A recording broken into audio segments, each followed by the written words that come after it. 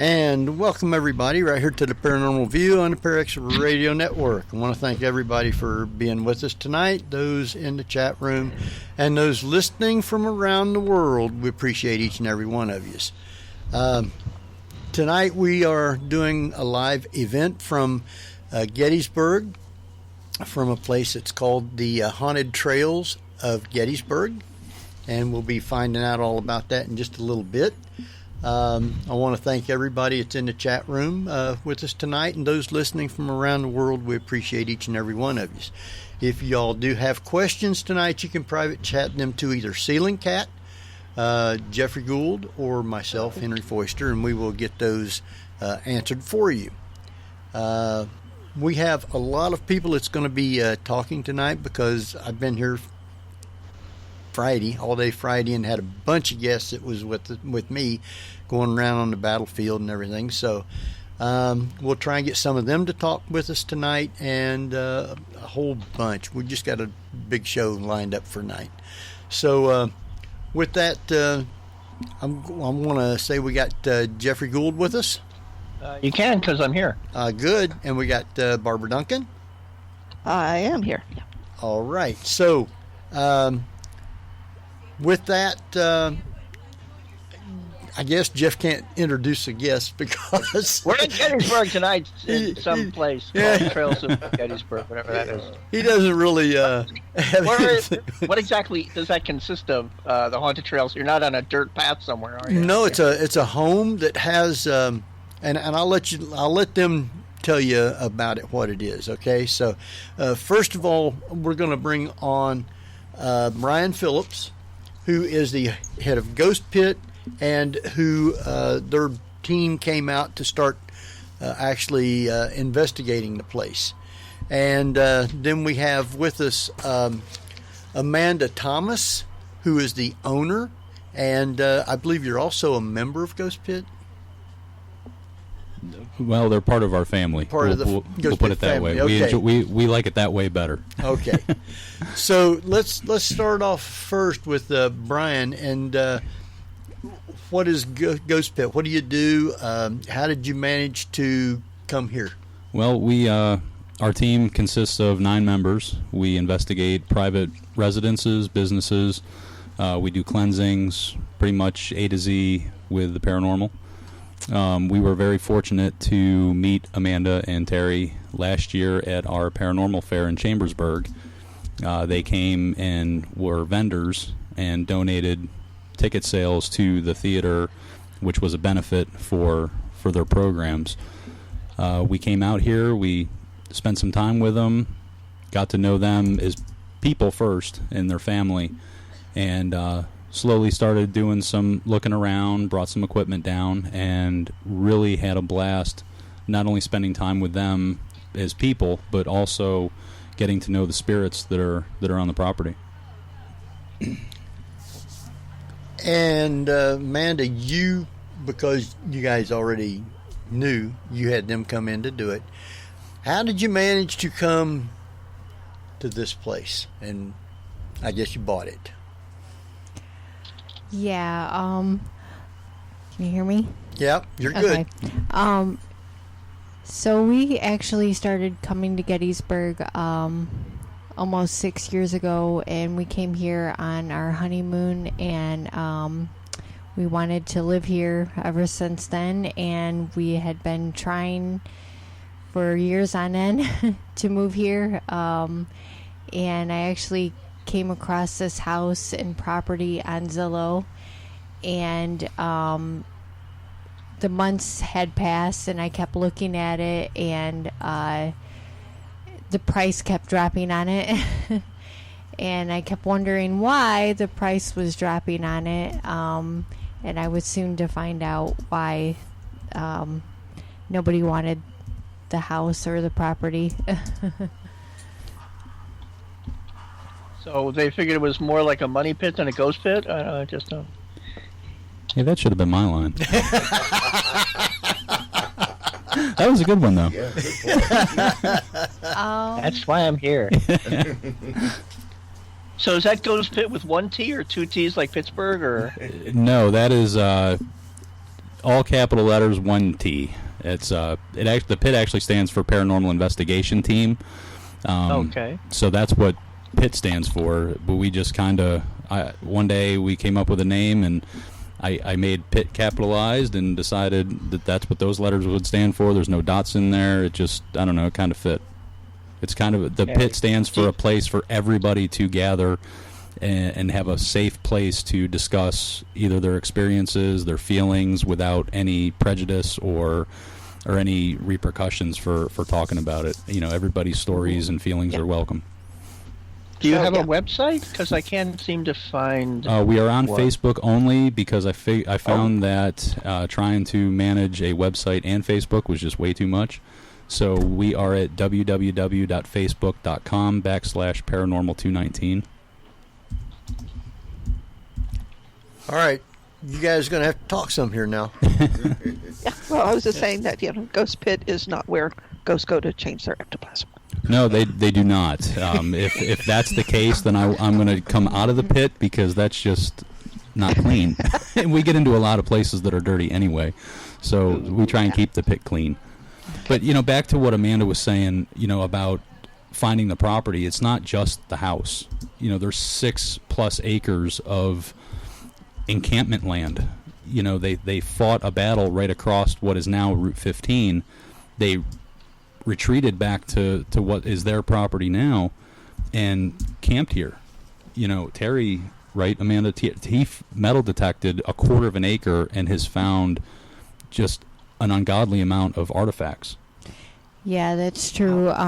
In fact, last week, his friend and him were metal detecting over by one of our trees, and they found a Confederate spent Confederate bullet and a belt buckle and a coin. We actually had a friend that his brother is a historian here in Gettysburg, and he's the one that found out the history on our property and found out that we also had not only encampments, we also had our land was used as Confederate Field Hospital, and we had no clue the history of the house or the property when we bought it. We just wanted to move to Gettysburg. We knew that we had to be in Gettysburg no matter what the house needed or looked like. We just wanted to be here, and then come to find out, we find out that it was extremely haunted and a lot of wonderful history, which is really good because we're both Civil War buffs and we love the paranormal as well. So house is meant for us, and that's my belief. Are you recreationists in garb and stuff? Do you dress? Yeah. Oh yeah.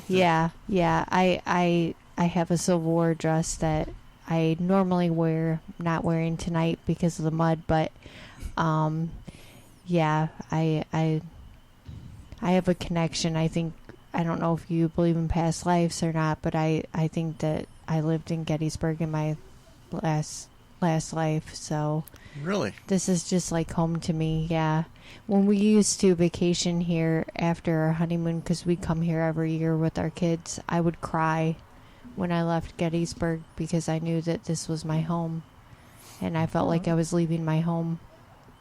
Wow. So when you moved into the house, what were some of the first things that you noticed that was actually happening? Well, the very first paranormal experience I had was with my daughter and I.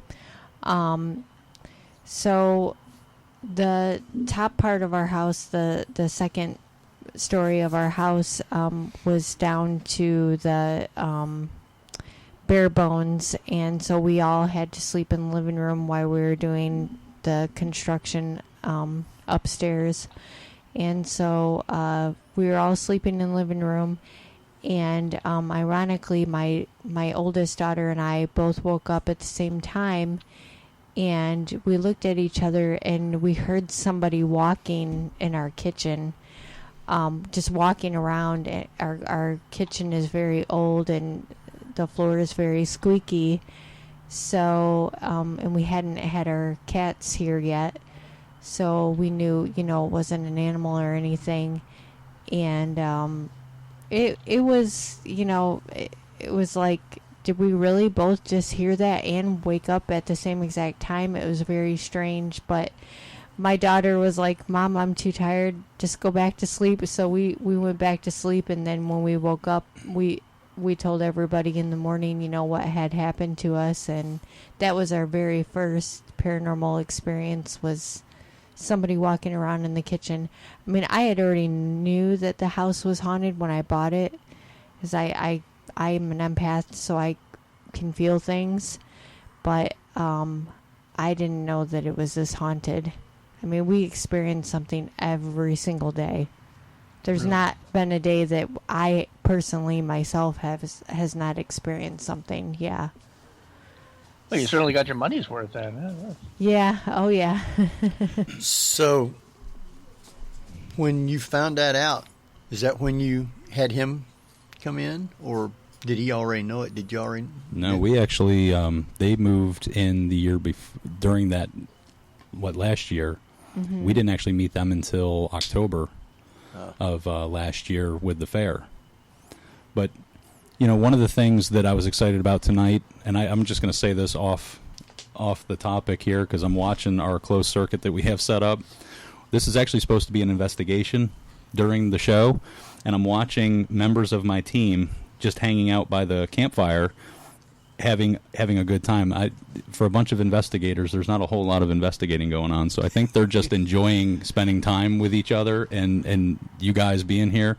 So I think it's really funny that I get to watch them and they have no idea that I can see every single thing they're doing.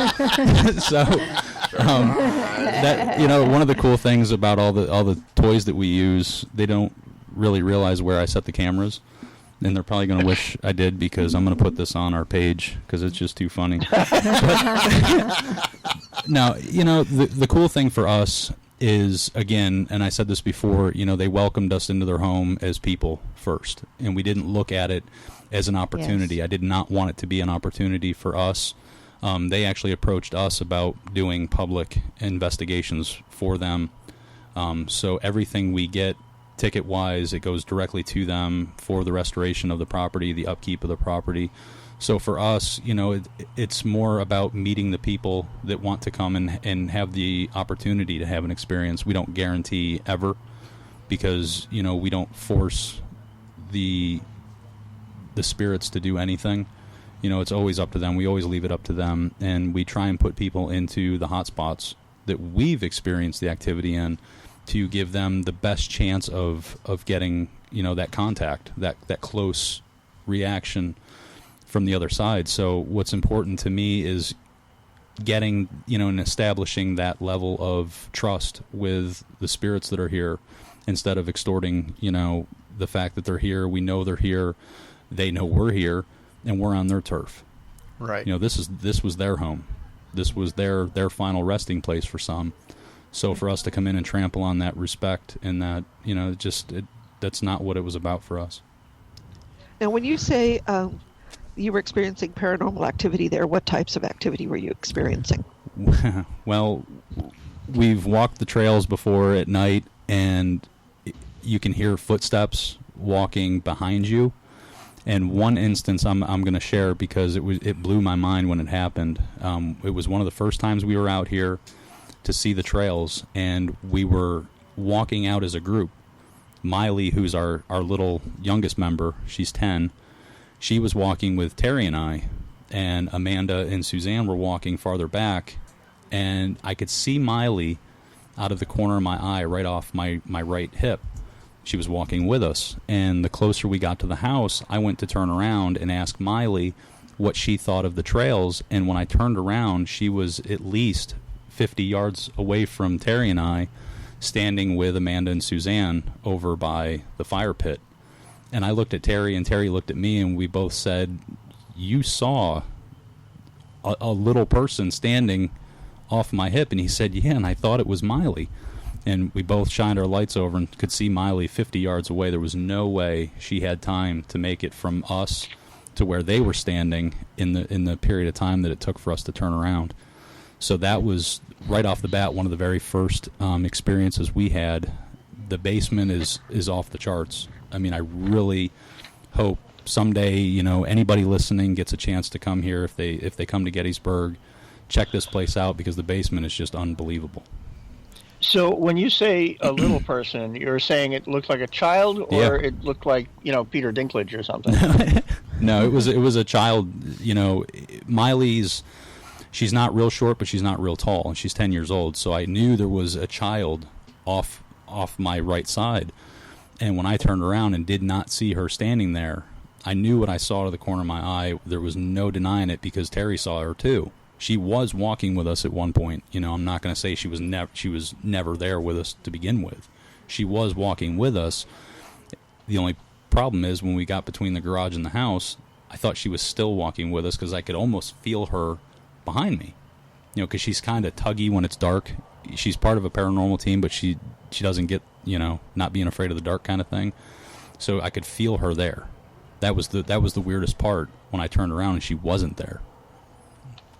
Wow. So it's, you know. So when you found out that the house was actually haunted, did you start doing research about the Civil War, if maybe there'd been fighting or soldiers here? No, we really didn't at first. I know that we also, I think it was several weeks after we bought it, when we had come down, you know, to do more construction on the house. My son actually is the one that found the first grave. He hit it with the lawnmower and came running in the house, worried that he broke the lawnmower on a gravestone.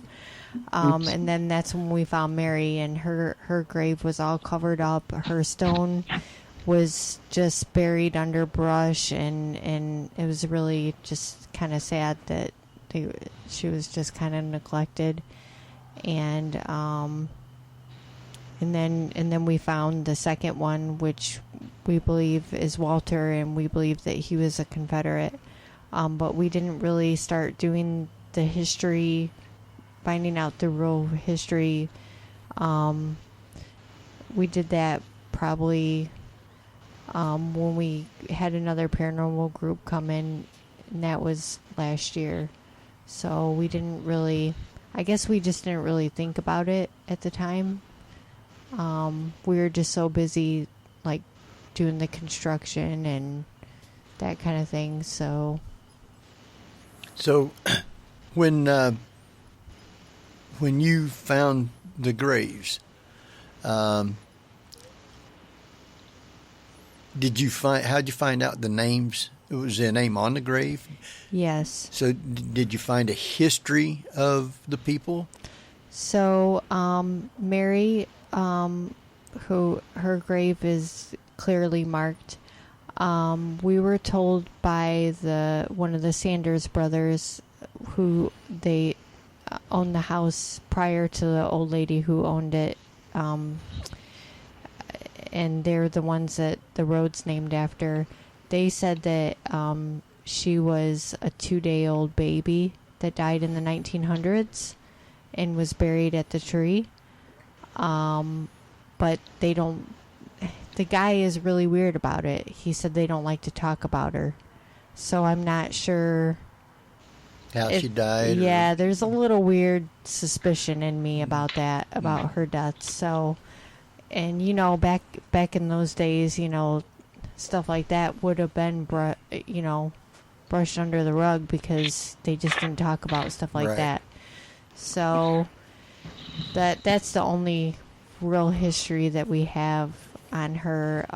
We just know what we get paranormal wise with her, you know, like pictures or EVPs and stuff like that. And the other one, Walter, we just know he's a Confederate from all the paranormal stuff that we get, and his stone is actually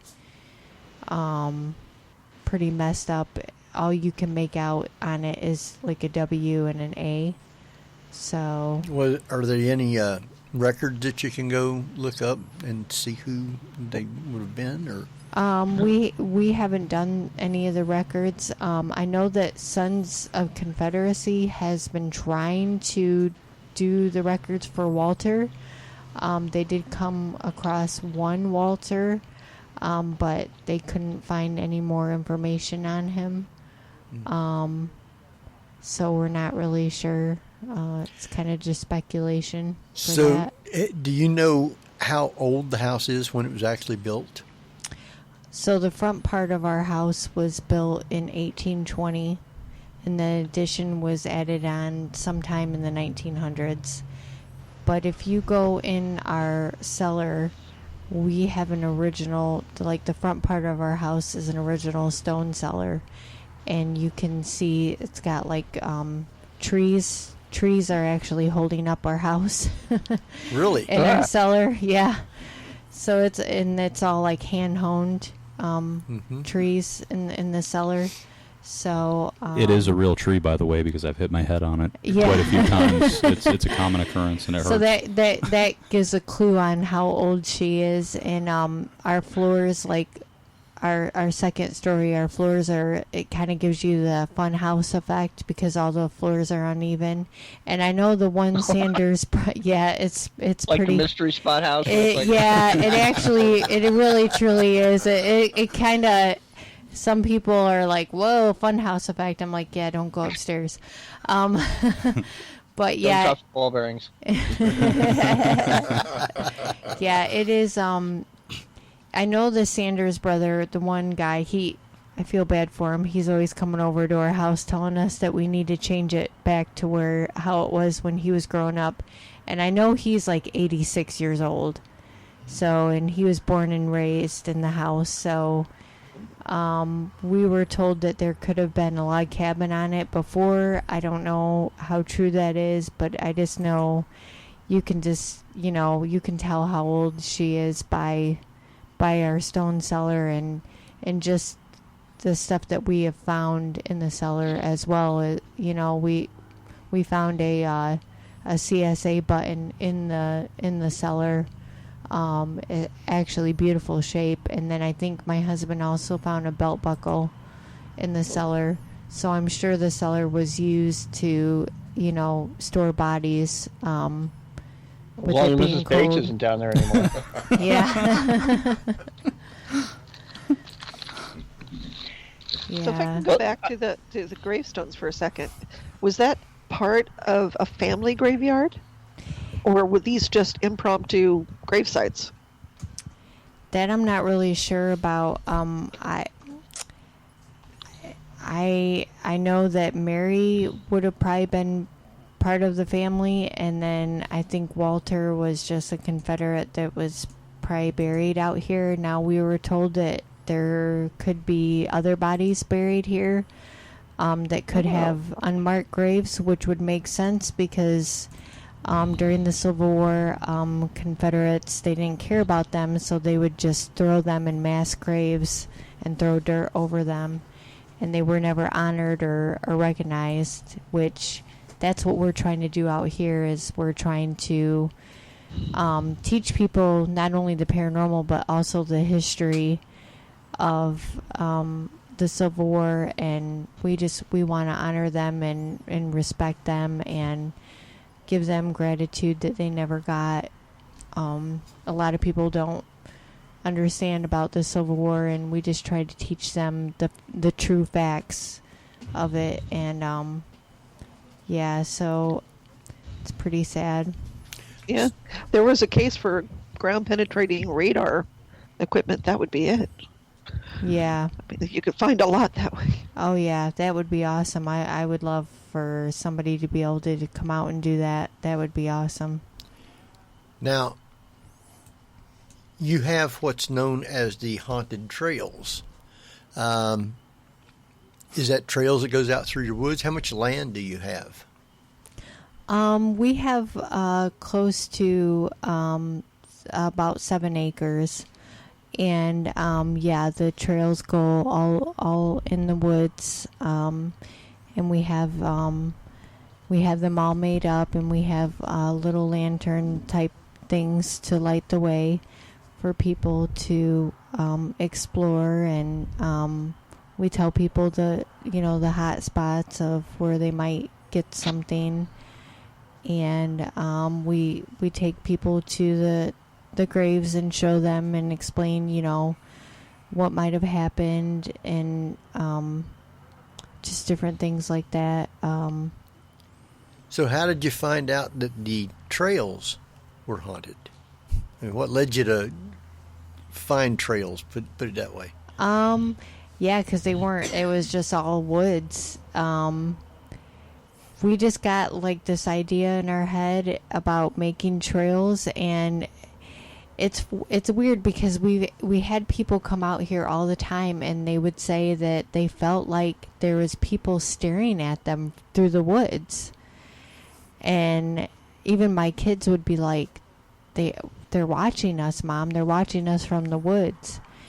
And that's when we got the idea, well, maybe we need to make trails and have people go in the woods to talk to them and communicate with them so they can get their voices heard, because they hadn't had their voices heard in many, many years. So do you think that the spirits that are out there are Confederate or Union soldiers or people? Yeah, I think there's a lot of, I think there's Confederate, Union, and I believe that there's Native Americans out there as well. And we are also told that there is car accident victims. Because there's a highway right here beside the property. Yep. So I honestly think, in my opinion, and we've been told this too, that from a few psychics, that we have a portal out here. And that is my belief. I think that they gather here on our woodland, and I think too that they know that Terry and I was told that the house didn't choose us, the spirits did, and I believe that because I think that they knew that Terry and I would help them. Whatever it is they need help, they've told us numerous times for us to help them.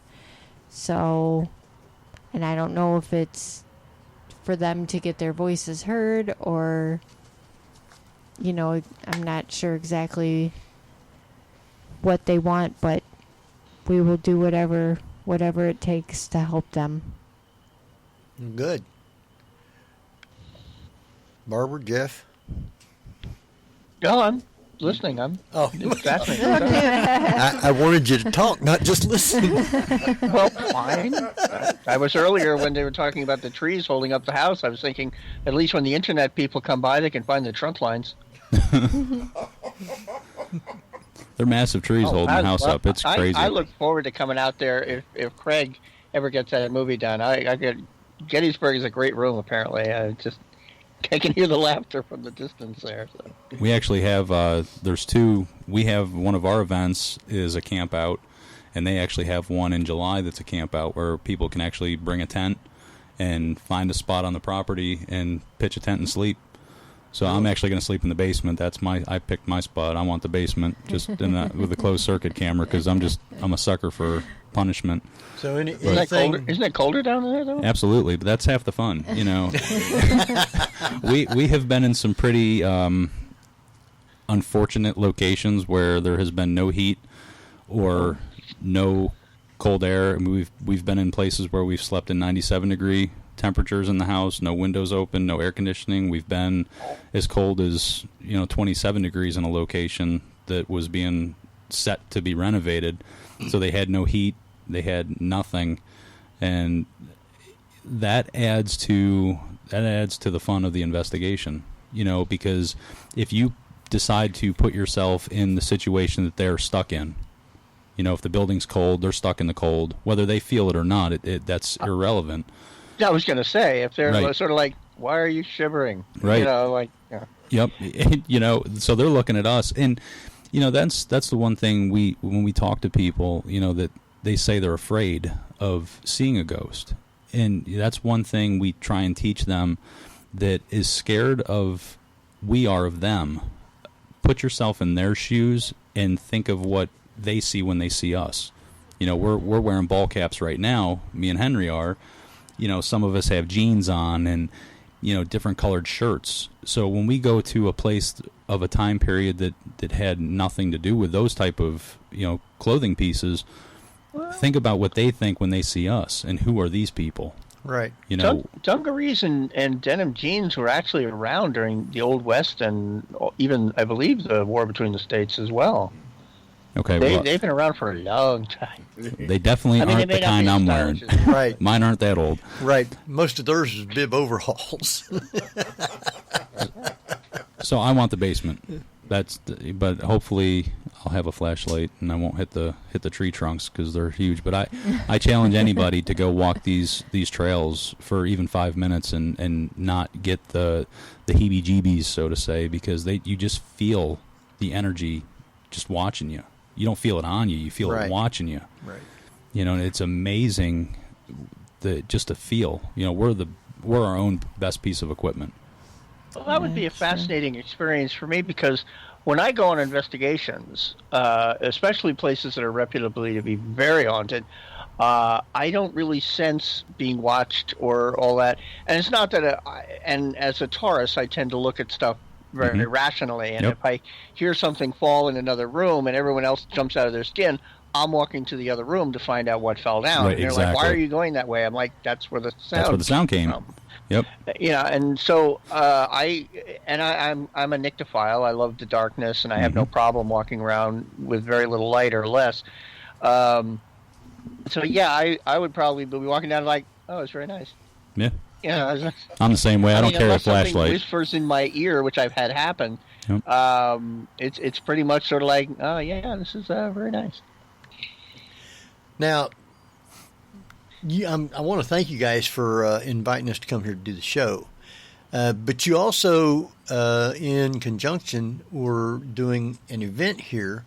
You've got people that's come in to investigate, and we've got people all on the outside. Is there some in the basement already investigating, or they're not? I know they're waiting to see the piece of video that I believe your son, when he was sitting in here, was watching the closed circuit, and I came in to see how things were going, and he was in here by himself, and he turned around and asked me if there was anybody in the basement, and I knew there wasn't because we were all outside, and he actually said that he saw a shape, a dark shadow, move behind one of the pillars that are down there and peek around the other side. So I've been close watching the closed circuit while I've been in here talking. No, the rest of my team's still out by the fire, just kind of hanging out. I'm not sure what the party is out there. I don't know if they're waiting on pizza, beer. I don't know what's going on. But I didn't know we was going to get pizza and beer. I think they're just having fun, spending time with each other, and that's what I love about this the most is, you know, you guys come out, have a good time. If some of your people want to check the place out, there's more than enough stuff and people to do that with. But I love spending time with everybody. You know, you guys, I've gotten to know you guys over the last year. To give Haunted Trails of Gettysburg, you know, the rightful thing, you know, the recognition for what they have and definitely what is going on here is what was important to me. We've investigated here before. You guys, I don't know time-wise what you're going to have, but it's just been, today's been a blast. Having you guys here and talking with you guys and sharing the stories of ours that we have from here is what this has been about for me. Well, thank you. So I appreciate that. Absolutely. And we have, like I say, we got lists. Yeah, it's good because I'm tired of talking. I want to hear somebody else talk. I think you want to. I talk all the time. I want to go figure out what's going on outside and what's so good about that fire pit. Well, like I say, we can always get you back on a little bit later. And I know you was hollering that you didn't even want to say anything. No. But since you own the house, you had we had to get you on to tell about the house. Absolutely. And how everything got started. It was easy, wasn't Yes. it? Yes. was easy. Thank you so much. What is the best, I guess, episode that you've had with spirits here? Have you actually heard them, or Yes, I would say like the best, like hearing with my own ears, the best thing that's ever happened, like that really made my stomach drop, is my son and I were home alone. It was just him and I, and we were in my living room, and we're standing there talking. I had been cleaning all day because the contractors, they made my house a dusty mess, so I was like cleaning straight for like 8 hours. And my son and I, we heard somebody walking down our stairs, coming from upstairs, literally like stomping.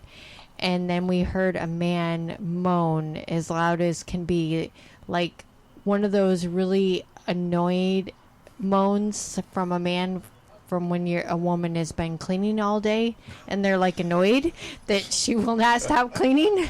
That's the kind of moan that I got. And I knew that whoever he was annoyed that I had been cleaning all day and that I was still cleaning. And it was really unreal that we even heard it. I mean, it was just crazy. It scared my son so bad that he literally shoved me so hard I almost fell. And he ran out the front door. And I was standing there just in shock. Like, I couldn't even move. I was like paralyzed because I couldn't believe what we just heard. And, you know, here I'm standing there waiting to see somebody, but luckily I didn't see anybody, because I probably would have fallen to my knees if I would have seen a full apparition. But I really had to convince my son to come back in the house, because he said he was not coming back in the house after hearing that. That to me is the best thing that we've ever heard and felt, really, with our own ears. You know, it was truly remarkable, and like it scared me. I will say that I think it scared me more because I just really wasn't expecting it, and for my son to hear it as well, you know, because sometimes you hear things and you think, oh, well, maybe I'm just crazy, you know, and I mean, I know I'm crazy, but you know, sometimes will be by myself or something, and I'll hear something and just think, well, oh, maybe I'm just hearing things. But you know, they say your eyes can play tricks on you, but I don't really necessarily believe your ears can play tricks on you. Everything that you see. Yeah. Well, every so often there are articles that seem to imply, well, you're near some sort of ELF signals that are making your brain synapses hear stuff. But I would say if the ghost is really annoyed that the cleaning's going on, just tell him to grab a dust rag and help. Yeah, I know, right? I got a message in the chat room for you guys. They said, hello from New York. Please tell the Haunted History Trails peeps hello from Ted and Cindy. Oh, yes. Hi, Ted and Cindy. There you go. So we in got Manhattan, New York, or New York State? They didn't say. Just says from New York, because I'm from New York, New York area. So yeah. So, but they could be, upstate. We already have quite a few people in the chat room. I want to thank you for that. And if you do have questions, you can private chat them to H. Foister or Ceiling Cat or Jeffrey Gould, and we will get those right over to be answered. And I have lots of other people here that's, oh, look who it is. You tried to hide, Henry. I found you. Yeah, I know. That's right, I'm going to go look for ghosts now. All right, you go look for ghosts. I want to thank you guys. Thank you. And, Thank you very, very much. anything happens, you guys can quick come side back note, on and tell us. Brian, you and I are already friends on Facebook. Amanda, I just sent you a friend request, just so you know. Okay. And I've liked your Ghost Pit page, and I'm going to put the link onto the report page and all that. I appreciate it. Thank you. Thank you very, very much. Just so you know, we do record the show, and we'll save it into a podcast. So everything you say can and will be used against you. Yeah. That's fine. Jeff takes and writes synopsis up on the whole show, and he posts that separate. So when he posts the show or sends it out, let you know, you can go and read all that, what he puts on there. Cool. Appreciate it, guys. Yeah. So, Awesome. Thank you. Thank you so much. Batters up. All right. Well, thank you. We're going to get some other people in here. I mean, I've got right now. I got the Paranormal Man Mike on, and I've got who you got next, Don, and there's another chair. So, Pat, Darcy, either one, doesn't matter.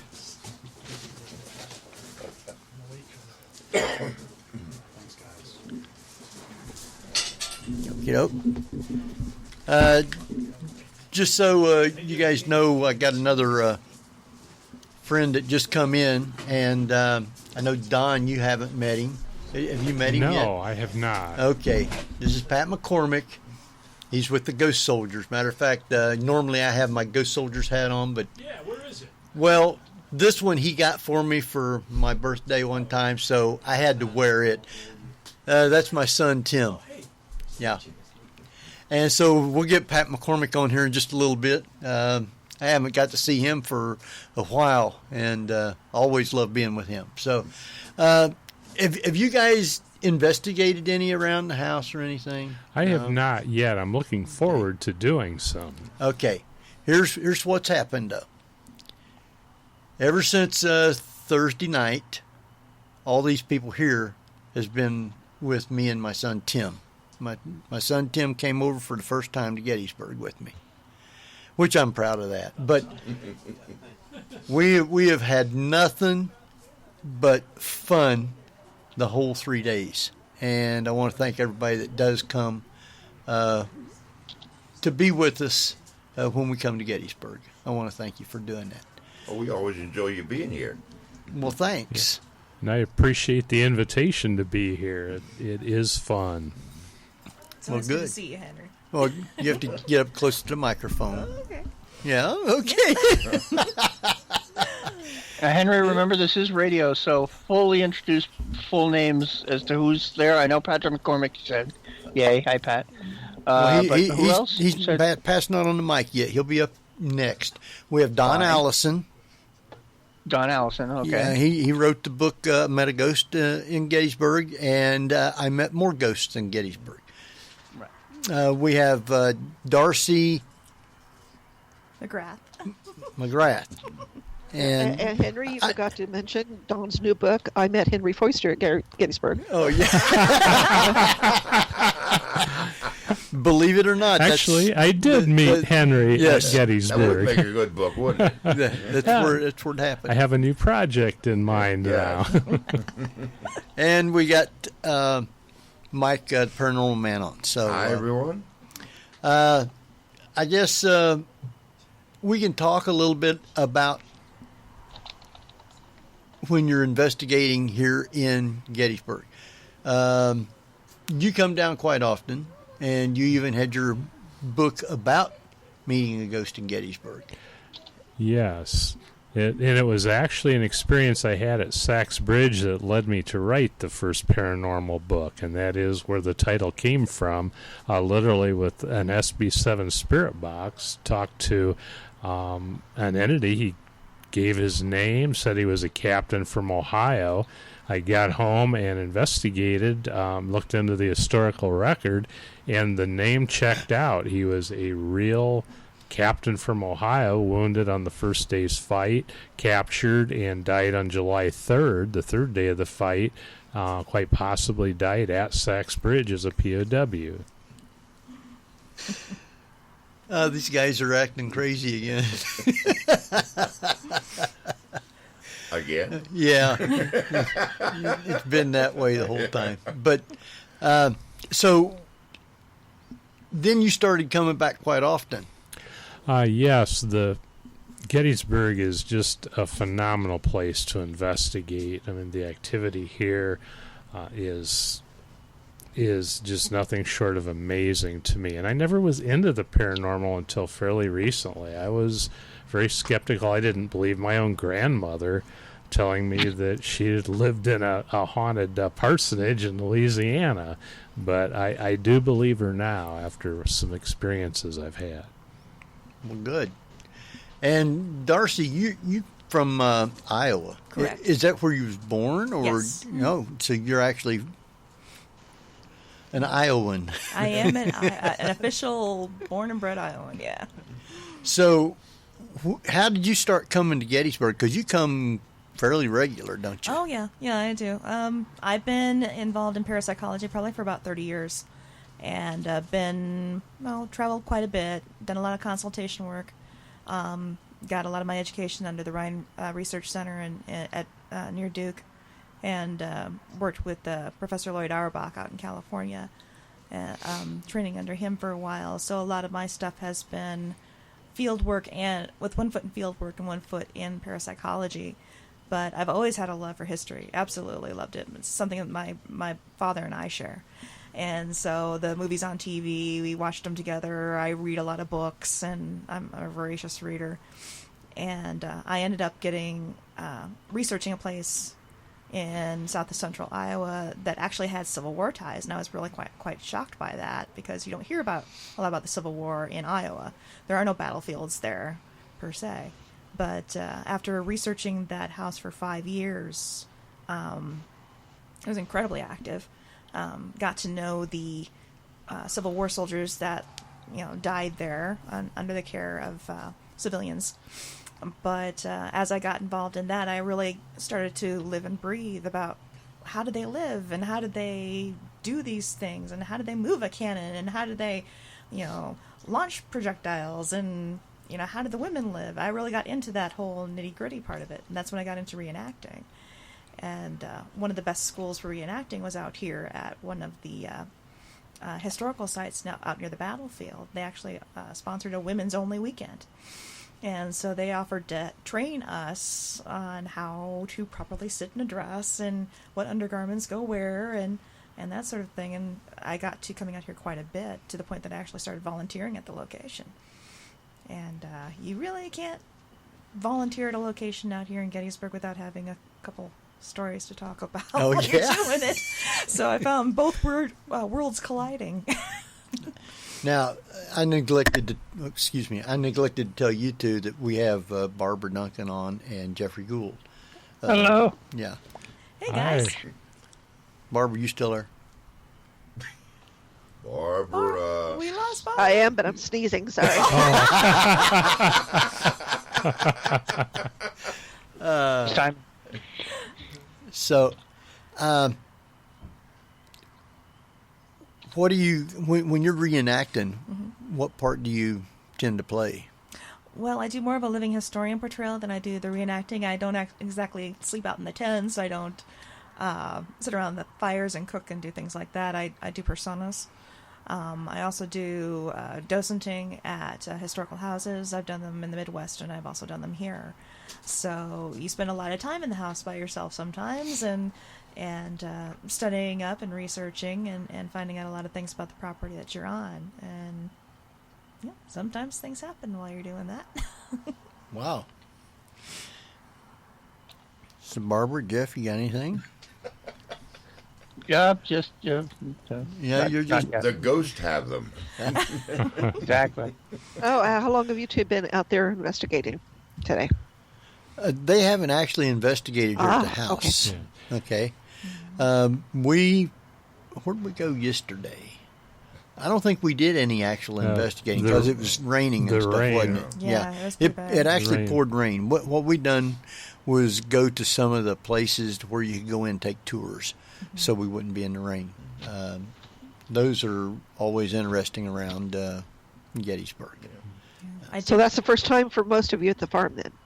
Yes, I've never been here. Yeah, this is my first time. I was fortunate enough to meet the owners. They're from Michigan, and I live close to Michigan, and met them before they had moved. So I'm pretty excited to get to see their place. So, we know you do investigations, though. What's some of the evidence that you've got around Gettysburg? I do a lot of consultation work, so sometimes I'll get called in. It always seems like every time I come out here for vacation, I end up working. But I usually have a friend of mine tapping me on the shoulder and saying, hey, this friend of mine is having a little bit of a problem. Can you go check it out? And so I've had the opportunity to investigate houses as old as 1700s down in the Frederick area. And up here at the volunteer position I had, they were having some issues at the house there, so they asked me to take a look into it.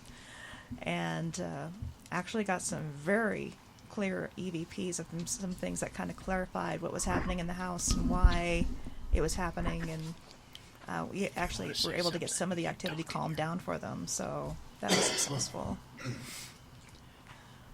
Now, was that somebody whispering, or did I hear something really weird about someone wanting to say something? That was me whispering. That's what I figured. You shouldn't be doing that near an investigation, you know. That's right. You don't whisper during investigation. No. Well, we're doing a radio show, not investigating, so. Even so, we've got EVP weird stuff happening on our show. We have, yes. Yeah. One night we was hearing, started hearing foghorns. Like ships from fog and stuff. Yeah. We had manual typewriters suddenly started going off when nobody had a manual typewriter with them. We had a voice suddenly say Joe out of nowhere. Yep. All that kind of stuff has happened. So I have Pat's going to sit here beside me right now, and he can share my microphone if he would like to ask some feels questions. good, Henry. Feels nice.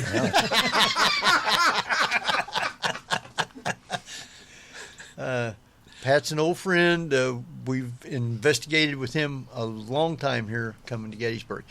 Have you ever met Darcy? No, I haven't. Yeah, I think we met in the dark the very first time we did. That's right. In the Which dark. helps remember people because, you know, there's several people there and it's dark. Occupational hazard. Yeah. Have you ever met Don? I believe I have once. And maybe at an event, just briefly. Right, right. You do look familiar. Thank you. I try to be familiar. Yes, I try to be too, so hey. No, I mean, you know, this is Gettysburg. I mean, people talk about haunted locations, and I know you're trying to push your town, you know, Savannah, great, Tybee Island, okay. Nobody in the country has a site where 50,000 casualties happen in 3 days. My hotel is more haunted than Bob Mackey's, you know? I'm tired of hearing that stuff. In Shepherdstown, I'm sorry, guys, I got to say this. You're not the most haunted town. You got Sharpsburg right by you, 23,000 casualties in one day. The guys are everywhere. Oh, yeah. Right. They're all over the place. And what really fascinates me about Gettysburg is there's so much written and so much of a historical record that when things happen, and being with my background, I was a daily newspaper editor for many years, and with my background, I love history. I love to be able to make that connection with what happened.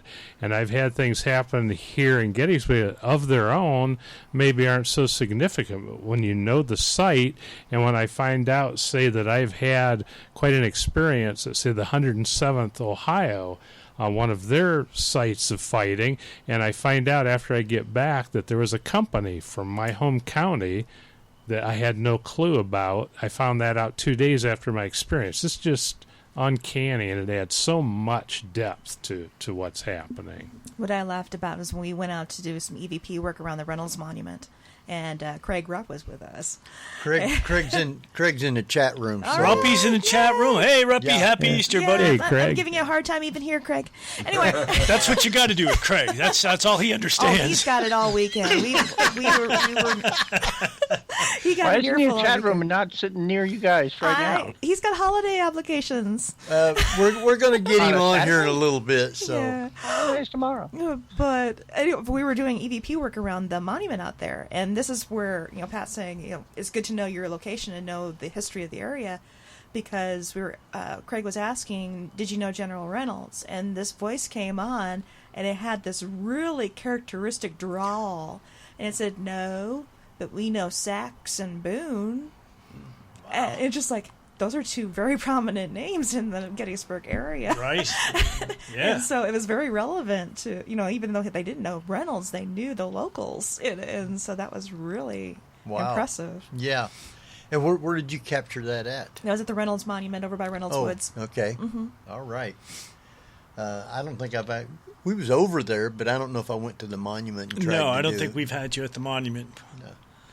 No. Well, I was out today at Rock Creek over by Culp's Hill, and I've read a lot about Culp's Hill, and it's one of the places that a lot of people don't go to. They drive through and they just keep going. But there's some interesting things that are happening back there, and so I love to get down, and I just park the car, go down in the woods, and get down by Rock Creek, and it's beautiful down there. So I did, and I had my EVP recorder on my belt, and I took it out, I turned it on, and I put it back in because it was windy that day, and I thought, you know what, let's just see what happens. I like to do that and not say anything, tell them who I am.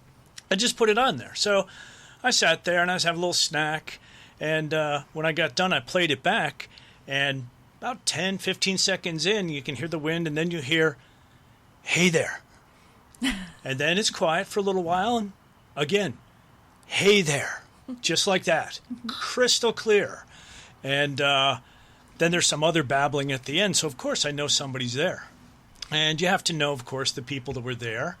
And there was a 28th Pennsylvania Regiment stationed there, and there were also a bunch of North Carolina guys, and the South had a bunch of Georgia people in there, so a whole mix of, but a lot of Confederates were getting shot coming across there. So there's more Confederates than there are Federal guys down there, you know, and I kind of knew that.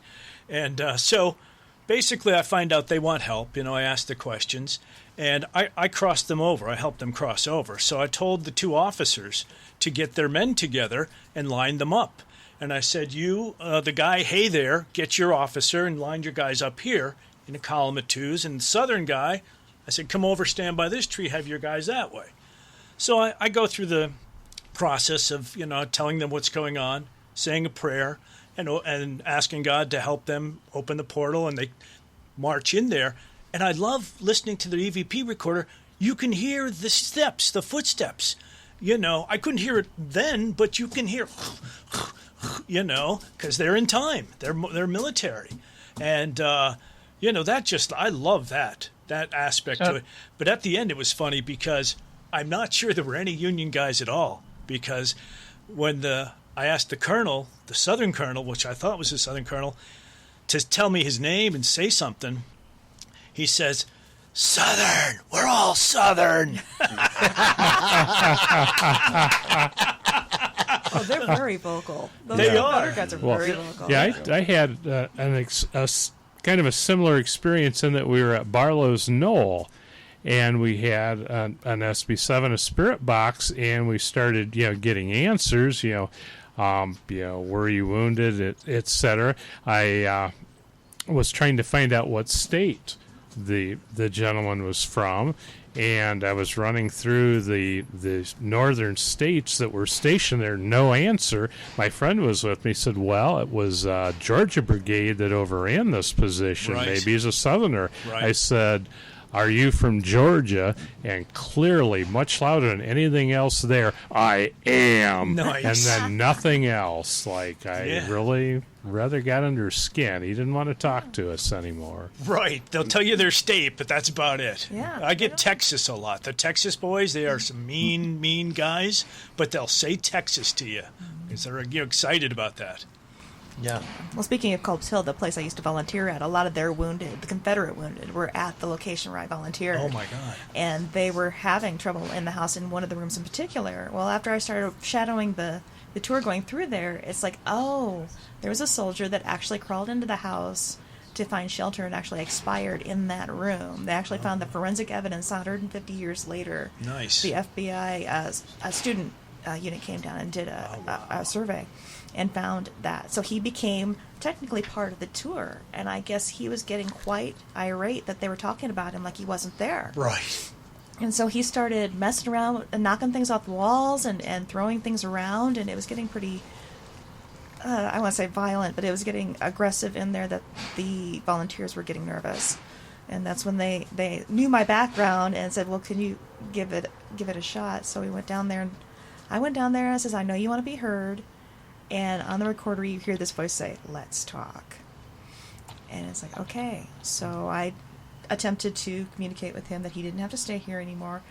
He was not left behind, and that seemed to give him a sense of peace that his unit didn't leave him there. They were chased out of town. They were basically being shelled all the way out of town.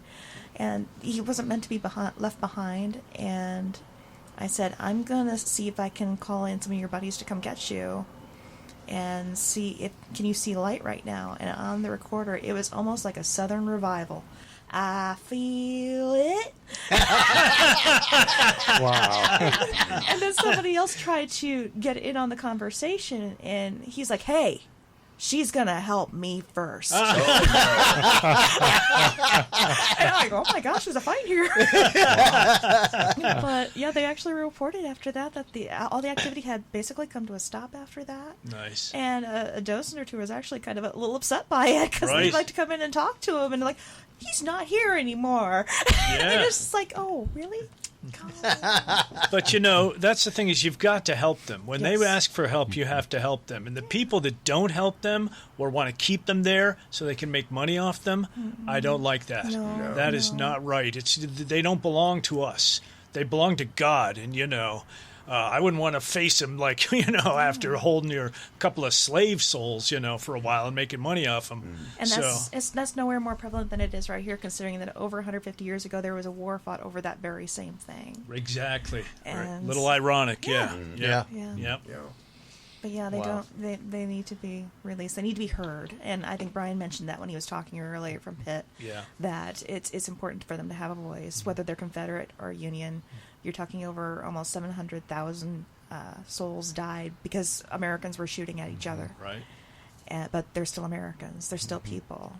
And some of them, they don't want to go anywhere. No. They're staying here. There's a bunch of guys here who just don't want to cross, and that's okay. That's fine, too, if they want to stay behind. I understand that.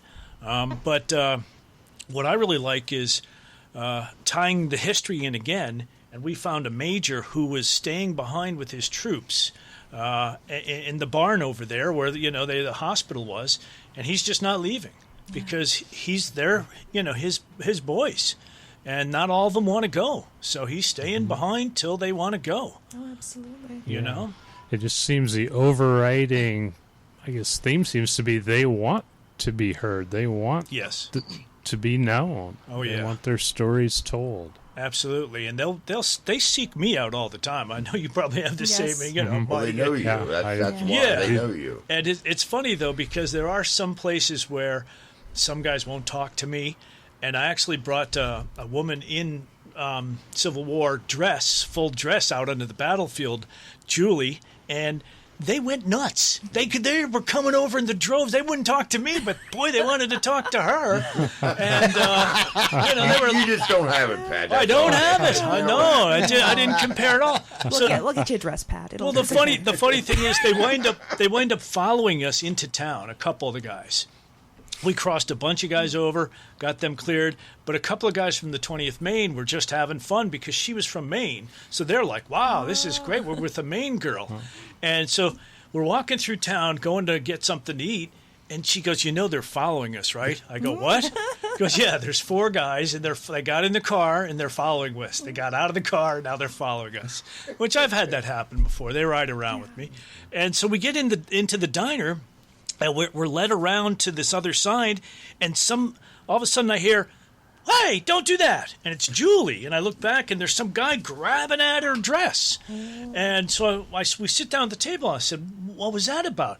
I don't know. He grabbed and I look over, and you could tell he was mentally challenged, all right? But I think he was taking a little advantage of that. So I'm sitting there, and I'm like, well, I can't really, go up to him and say, don't do that. She goes, the soldiers are sitting, we had this giant booth, are sitting with us. I go, hey guys, do me a favor. Go over and mess with that guy who just did that to Julie, right? I'm telling you this. So it's like 1001, 1002, and on 1003, you hear the guy go, hey, get away! Who are you? What are you doing here? Stop that! Right, that was the same guy. And I started cracking up. I'm like, yes! Thank you! Oh my gosh. That reminds me of Nobody a story. wants to mess with you and your No. Nobody wants to mess with you and your posse. Oh, I had a girlfriend that's down over from Highfield Cascade, and she took me down to Sharpsburg, down to Antietam. And I didn't know a whole lot about the Antietam battle when we went down there. And she said, okay, there's this ditch down here. I want you to walk down there and tell me what you feel. And so, being parapsychologist, we're kind of in the same vein as Brian, is that our whole bodies are our equipment. Right. And so I pay attention when I'm in a zone. That how am I feeling? I felt like I was walking through sludge, and I couldn't explain why. I mean, the grass was cut clean. There was no standing water in there. Why did it feel like this? I didn't understand. And so she goes, okay. Well, when we got back out, she explained to me what the Bloody Lane was all about. Yes, I knew exactly where you were. Yeah, I did too. I was just like, oh my gosh. But she was a sensitive in her own right, and she would say, the men are gathering around. They're watching us. They don't know why we're here. Yeah. We're women. Why are we on the battlefield? We need to get to safety. We shouldn't be here. And it was just kind of funny to go through all that. But we went home that evening, and she heats her entire house with a wood stove.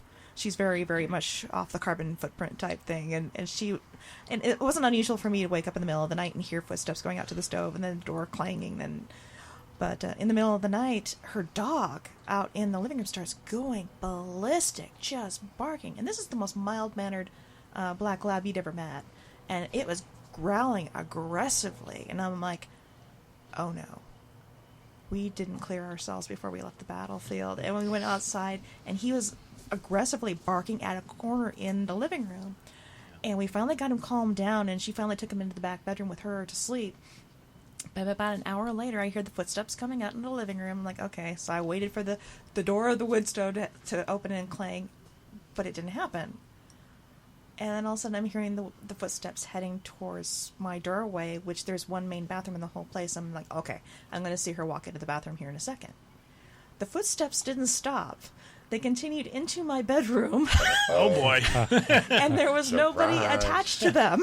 And nobody attached to them, huh? She has Candygram. Yeah. So they're hardwood floors, so of course they squeak, and you can almost hear like somebody rocking on their heels. Yeah. Like, are you going to pay attention to me or not? Oh, yeah. They'll let you know when they want your attention, boy. They're going to do whatever it takes to get it. For sure. Did. But the funny thing in the morning is I woke up at the breakfast table and I decided to tell her what happened, and she laughed. I said, what's so funny? She goes, about 4 of the soldiers surrounded my bed and wanted to talk to me. And I said, this was an inappropriate place for them to be. You're in a lady's bedroom, and my husband is going to be home any moment now. She's not married. Right. They don't know that. Yeah, she played that card, and they all looked at each other like, oh, we should be... You know what? But Darcy probably wants to talk to you. Why don't you go over to her and talk to her? They said over to your room. And I said, well, guess what, honey? It worked. Heck, at the Pry House, when we did the Antietam Battlefield Halloween night, we're doing the radio show in the kitchen. And there's children ghosts in this place. It's loaded with them. And as we're sitting there on the air, the lights in the kitchen go out. Now, no one's near the switch. And then a couple seconds later, they come back on. We thought at first there was a power hit or something, okay. And then we're talking, and I think we started talking about the children, and the lights go out again. Yeah. And they come back on. It happened twice. And we're sitting there, looking at each other like none of us what did happened? Yeah. And I was worried that it was shutting the power off. And right. We was going to lose the show, but... it didn't bother anything. It just turned the lights off. I mean, they were just having a good time, I'll mess with them, Now, I guess Kat Gash talked to them, and they told her that has never happened again since we've done the show. Really? Yeah. Well, I believe that, Henry. You hear that a lot at places you've been to. Yeah. That's never happened again after Henry was here. Never happened again. Yeah. So. Well, yeah, walking out on Antietam, I think one of the clearest EVPs I got, and I play them sometimes for my parapsychology classes that, I teach at the community college back where I'm from, and they're just amazed at the number. And they were like, where is that from? Well, Gettysburg. Where's this one from? Well, that's Gettysburg. Where's this one from? Well, that's Antietam. The we're walking in the Bloody Lane, and you heard this little boy's voice say, "What you doing?" Oh, nice! It was so sweet. It was like 4 or 5 years old, and of course the class didn't understand. Well, what's a boy doing on the battlefield? I said, right. Well, guys, you have to realize this land has been here for a long, long time. History didn't stop. Right. In the 1860s, it continued on. He could have been from anywhere. Yes. Yeah. And just the energy at the Sunken Lane. I traveled there with my grandson a number of years ago, and we both were just struck with the energy. We're just standing there taking it in. And normally when my grandson and I are together, we are not quiet and not standing still, but just the energy there was just almost overpowering. It ties your stomach up in knots, and that's when I get a powerful energy, my stomach just goes twist like that, and I know what's going on. And interestingly enough, I went back there, and I've got some great EVPs. There's a clump of trees up in the field that some guys were in, and the battle they think it's still going on. Yes. Because I'm up there, and I come walking straight up, and they're like, "Get down! Yes. Get your head down!" They're yelling into the EVP recorder. And, I turned to them, I'm like, "Guys, nobody's shooting at me," But they think the battle's still going on. Yeah. And I went up there to help those guys with the Irish Brigade that were there. And I took Henry was there, and we had Cat... remember who we had? A Cat and Tabby. Yeah, Cat Cloco. Cat Cloco and Tabby. And it was very cool because I knew the actual guy's name, the captain that had been shooting the sharpshooters who had, shot 5 or 6 before they got him. And so, I asked, "Is this Captain Doyle?" "Yes." "Can you tell me this and that?" I made sure it was him, asking a few questions. And sure enough, it's the guy. And I said, "Well, Captain, we're here to help you. That was something you did that day. It's a great story, and you're a real hero, and we're here to help you. And get your men together." And he did, and and that's when the one guy wanted to ride the horse in. Remember, Cat Cloco's like, "Oh my God, he's taking his horse in." I'm like, "You go ahead, that's fine." Yeah. And the one guy was like, "Can I take my gun?" I'm like, "You won't need it, but go ahead. You're not really going to need it over there." Yeah, one of the most touching EVPs I ever got was somebody that was there to help told them, "You'll never need your gun again." Right. And right. that was just Really? it just hit you in the heart. It was just like, wow. Yeah, but it's like I a love. constitutional We right had to two bring it respond to us last year. At this time, we were out at Little Round Top, and at night, the one group had rented the little house down there, the farm.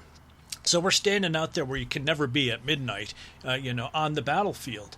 And I had asked this southern guy who was a little rude earlier. He's like, "We don't want your help." And I kind of said, "Well, I didn't really ask you if you wanted my help, but okay, I understand."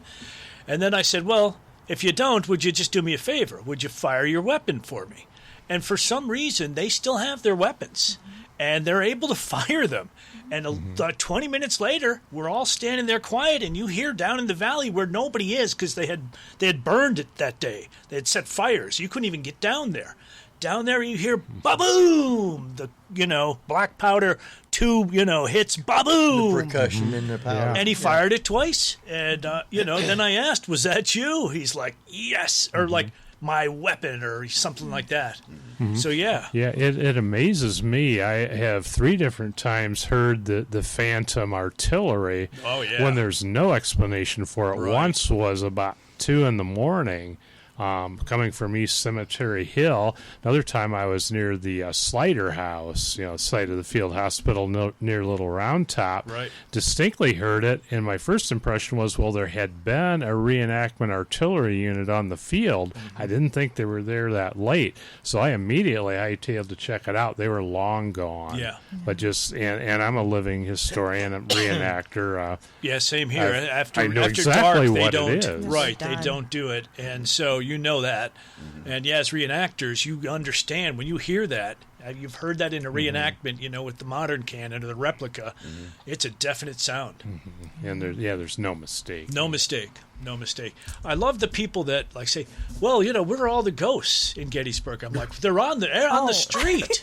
Yeah, people ask me, know? when I back at home, they said, "You've been to Gettysburg. What's the most haunted place in Gettysburg?" I said, "Everything within 250 miles of it." Right. Right. There is The no one hotel place. I'm staying in is more haunted than half the places around the country.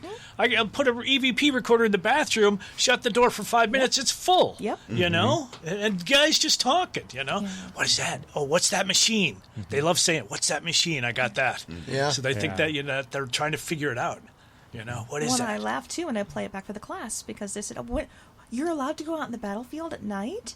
I said, well, certain times of the day, but this was 12 o'clock in the afternoon. Right. And Well, that's there's no time for that. That's It doesn't such a matter. misconception. I've had my best results generally during daylight hours. Daytime. Yeah, Yeah. They do not Sure have do. to wait till dark. Right. They're They they're don't not. know dark. There is no dark to them. No, it's all dark. Right. Yeah. But they do know Absolutely. time, which is weird. At first, I thought they didn't understand time or couldn't figure out time. But I've had spirits tell me the exact time, or close enough, within a minute.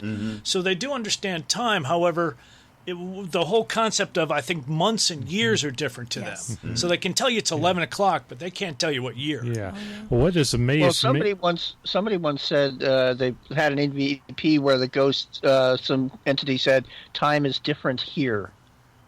That's Interesting. very possible. Yep.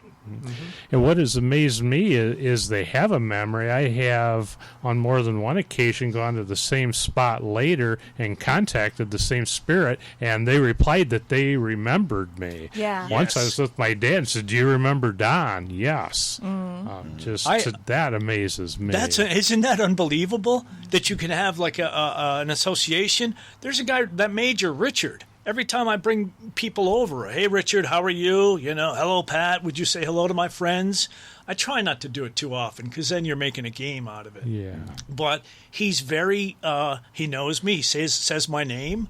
And that's not the first one. I've had, people in other places, and you get your name said several times, Well, they do know you. Yeah. And especially if you've gone back to them several times, Right. They will remember you. And what's interesting, I found, they'll even tell their other friends there about you, and you'll get someone come up to you, "Oh, I know who you are." And Right. it doesn't even have to be, it may not even be here in Gettysburg. It could be up in Sharpsburg or someplace else. That they'll pass the word Yes. that you're one of the good guys. Right. I've had, "Are you the ghost soldiers?" Yes. When I haven't said that. Right, Well, exactly. it's on my Wow. hat, Yeah. obviously. Wow. Right. And they can read that, but they know you're coming too. Yes, they do. They Yes, know they do. you're. That's the best Yes. part. They know you're coming. So Wow. Did they bake a cake? angels are going ahead. Angels are going ahead, and they're going down, going, "Hey, when a guy comes down today, he's got this weird hat and the thing on. That's the guy. Go talk to him." Jeff wants to know if they're baking a cake for us. Oh no, they're definitely not baking. These are men, Jeff. The women did the baking back then. I think it is. I think at times it is important for them to understand from our side of things and the other side too, that it's okay for them to cross over, because I've talked to them before and some of them will say, "You're a woman, what do you know? Oh, she's just a woman, don't listen to her." Oh, or yeah, "They're trying to trick us, don't listen." Right. But if they hear it, and I'll mention it too, I says, "I know you've had other people on your plane of existence talking to you about this too," and all of a sudden it gets quiet. Yeah. And they're like, "Yeah, we know." I feel bad for women because I've seen this, just because of the cultural differences from back then. As paranormal investigators, you're at a total disadvantage where they'll listen to a guy, especially me, was in the military, so they have some kind of like connection. But a woman can say the same thing, and they'll be like, "Nope, I Not ain't gonna buying listen that." to you. Yeah. Yeah. But and you have to be sure to keep your boundaries too, because you'll have stuff like what happened to Julie, Sure. Or my friend who was in her bed, and then Right. the men were in her bedroom, and she had to make sure to set her boundaries. And it's the same when you're investigating too. You got to make sure to set your boundaries too. Yeah, go ahead and touch me, but touch me on my shoulder, touch me on my hair, because you might get a touch you may not Right. feel is appropriate. Oh yeah. I mean, No, but- we had a little French ghost in this in the Haldeman mansion, and boy, he would. We promised the people they'd have an experience, and the women did. He liked to, a little handsy, and I would verbally try to tell him that's not right, but he knew he could do it, and the women actually, they got an experience that was apparent, even though it might have been not the one they wanted. Right. That something touched them, and they were touched by something unseen. So, but yeah, that can be crazy. And you got to watch out for the ghost splainers.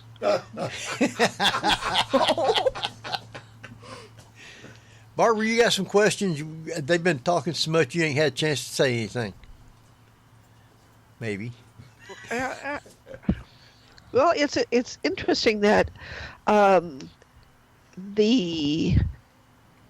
what you're saying, cultural wise. And I'm wondering if you believe that over the years they see the changes in what's happening, and women are taking control of, are getting into roles that they didn't have in their time period. And if they're ever going to change, or do you feel that there's some sort of a cultural thing that they just simply can't get through? Well, Do they understand culture today? I don't know if they all do. I think a lot of different entities are at different levels of evolution when it comes to that. I mean, I've heard some that have been like, oh, yeah, I don't need to cross over. I've already been there. And then they're back to help in some other capacity. Yeah. And some of them have come back to help their fellow soldiers, to try to help them learn and transition. And they're more aware of the cultural changes than, say, the ones that have never been universally aware, never understood, or never clearly saw, the plane as we see it here. Well, I find that kind of interesting that there's not between this side and the next as to how much information can get passed between the two once you've passed over but haven't gone into the light, so to speak. Mm-hmm. Is there communication going on there? Do they know more and just refuse to accept it? Or is there just simply no communication until you get to the other side?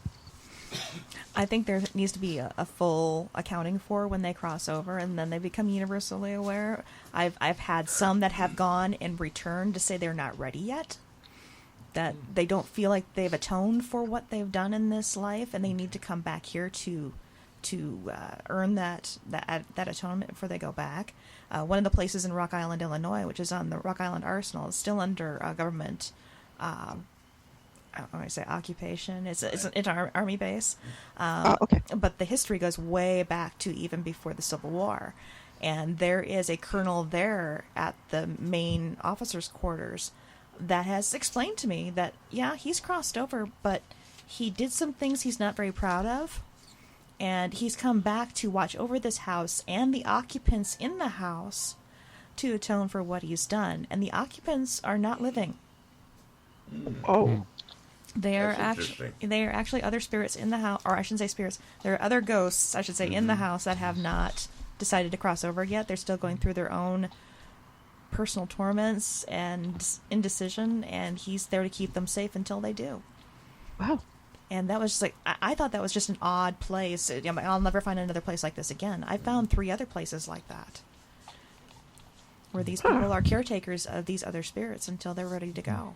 Yeah, And it's very then true. he I acts find that as with the the conduit? military guys, especially. Oh, absolutely military. The Monocacy battlefield in Frederick, there was a war hero there who survived the battle, but when I went there, he was the first one to approach me, so he had come back to help his men who he knew were being forgotten.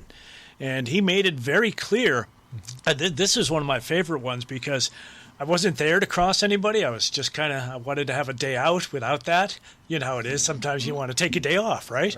So I'm down by the river, and I sit on this little rock, and I'm thinking to myself, oh, I hope no soldiers, approach me today. And right at that moment, across the bank, a giant log, a tree that had been sitting there for a long time, rolls down the bank right at that second. And I'm like, is that are you trying to get my attention? Could you try any harder? And of course, I do the recorder. Yes, we want help and stuff like that. And that was this guy. And I guess his men had pushed the log down to get my attention. Uh-huh. So yeah, I guess he was branching out. That was a tremendous joke. Jeff said, I guess it was branching out. Oh, Jeff. Pat doesn't have headphones on, so he didn't hear what you was saying. Okay. But that's Thank God. That's okay. Yeah, this time that's a blessing. And I know sometimes they do so much want their story told. I've had different experiences with the 107th Ohio, a German regiment, and the whole thing with the 11th Corps. They were just in a bad place at Chancellorsville. They had no chance, Right. but they were accused of cowardice, the whole running half moons, the Right, Crescent yeah. Moon Corps badge. But I feel almost a personal responsibility to tell their story because I have so many things happen to me in connection with the 107th Ohio. What really got me is after one of those experiences, 2 days later, I encountered a good friend of mine back home who happened to be researching the Ohio regiments at Gettysburg. He said, "Did you know the 107th Ohio had a company from our county?" And I'd had no clue. So Wow. It's almost like there is... like they almost know that, hey, here's someone with a connection, and they want us to Get busy tell writing them. that story then. Exactly. You know? 'Cause, I mean, they want it out there. I feel that I almost have to do that. They're calling on you, you know, to connect with them. And that's the plan for my next book. We'll be focusing on this regiment and their experiences and how they were, because of their German heritage, were treated horribly. Right. They acted heroically in the worst of situations, and they were put down for it. Their colonel was actually placed under arrest and charges brought. He was acquitted. He was no coward. Well, and then they fought well here at Gettysburg, despite being, you know, surrounded. Yes. And they were great, you know, after Chancellorsville, because no one gave them a chance No. there, and no regiment could have stood up to what happened to them. They had let their guard down. You know, there wasn't anything they could do. The best thing they could do was regroup. And they were in the same situation at Barlow's Knoll. They were flanked, routed. They still held together. They fought the Louisiana Tigers on East Cemetery Hill. They were pushed back, but they held together. When they got reinforcements, you could not have performed better on the battlefield than those men did. Right. Well, we got lots more people that's come in here that wants to talk, and I'm going to let you two go, and you can take released. you can take his place. Oh, I'm moving. All right. Yeah. When the music stops, if you don't have a chair, you're out. Take that, and I'll see if I can get myself up. Oh. Okay. Well, I got two chairs. I got two Number chairs. Yeah. I gotta get up at least. So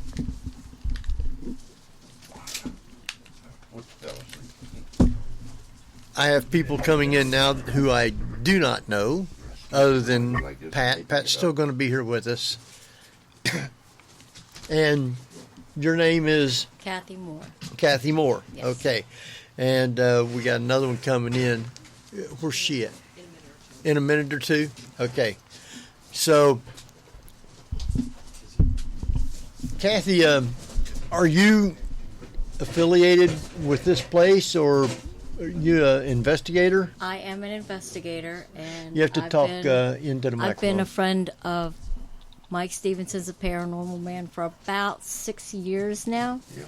And I was don't an know if I would. apprentice. I don't know if I would. Yeah, I don't know if I'd tell people that either. Well, you know, he gave me an extra $10 to come up and say that. Oh, is that right? Yeah. So, but he's taught me a lot, so I'm very grateful. He only gave me 5. See, you had to wear the blue and white. That's the key. There you go. So, are you from where he's at? I'm from Baltimore. Okay. I have a group that we work out of called Berkeley Paranormal Society, and I've been an investigator for about 10 years. About 10 years. Okay. And I know there's a couple places that he goes to all the time to investigate. Do you go to those? Yes, Ramblewood is one of our favorite places to investigate. We've had some amazing EVPs. Good. Yes. What's one of the best ones that you've gotten? One of the best ones was about 3:30 in the morning.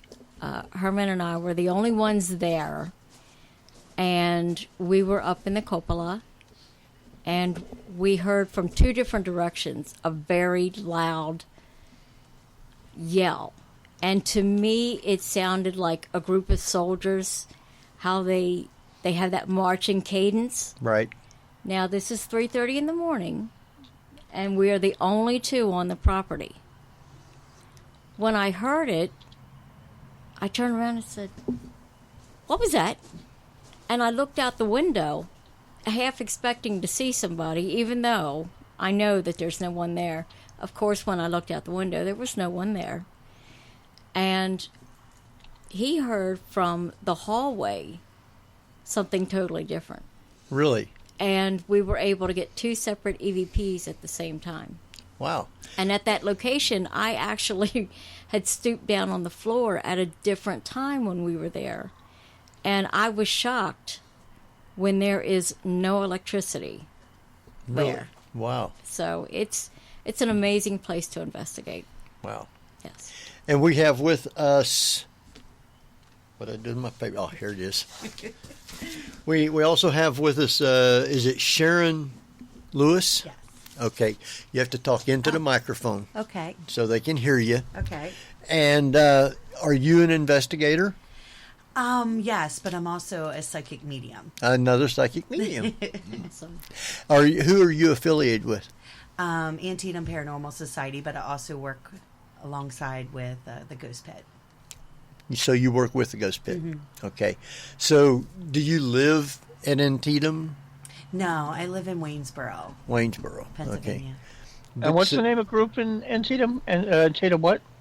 Antietam Paranormal Society.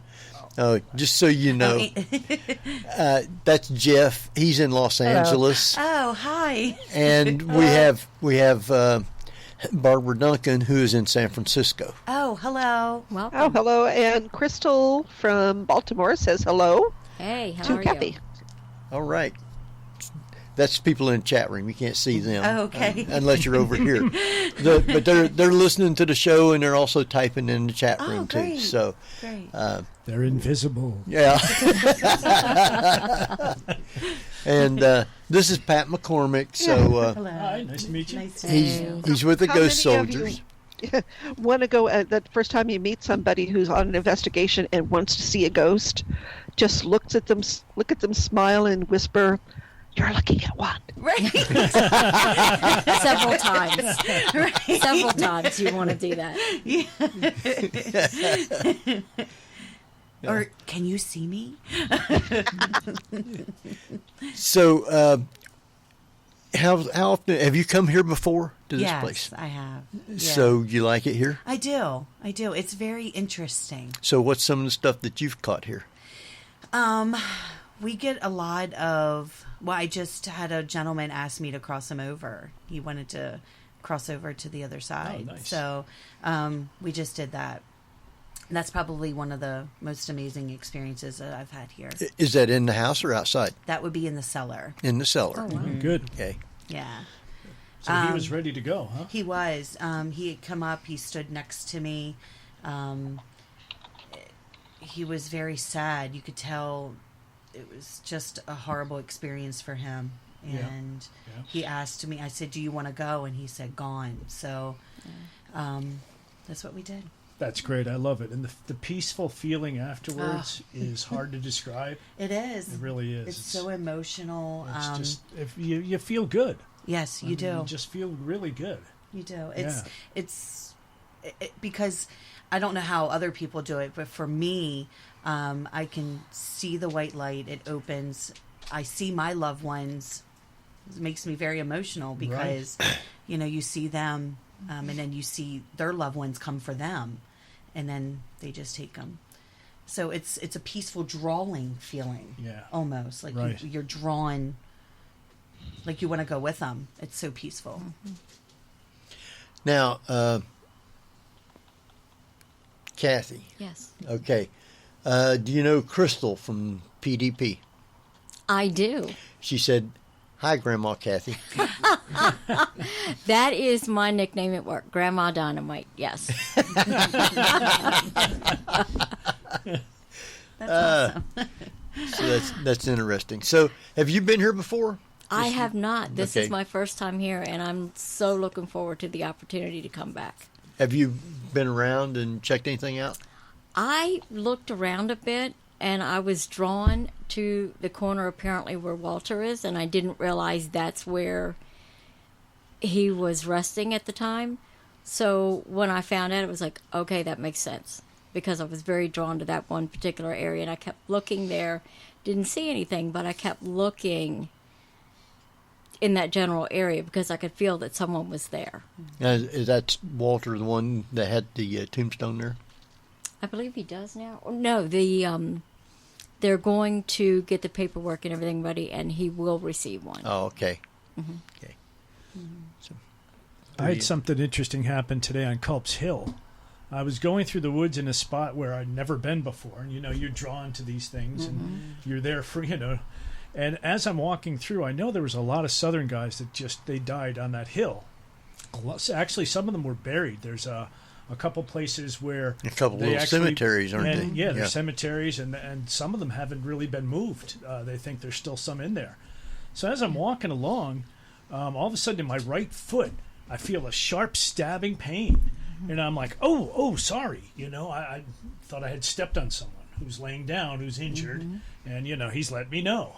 And I look around, and there's nothing else in these woods. There's a little tiny flag right near a tree where I'm at with a little Confederate flag there. Oh. And, I said, sorry, He didn't want any help, but I said, I'm so sorry. I didn't see you there. You have my respect. But sure enough, there was just a sharp pain. It was just to let me know, you're on top of me like anybody else would do. And as soon as I walked away, I was fine. Yep.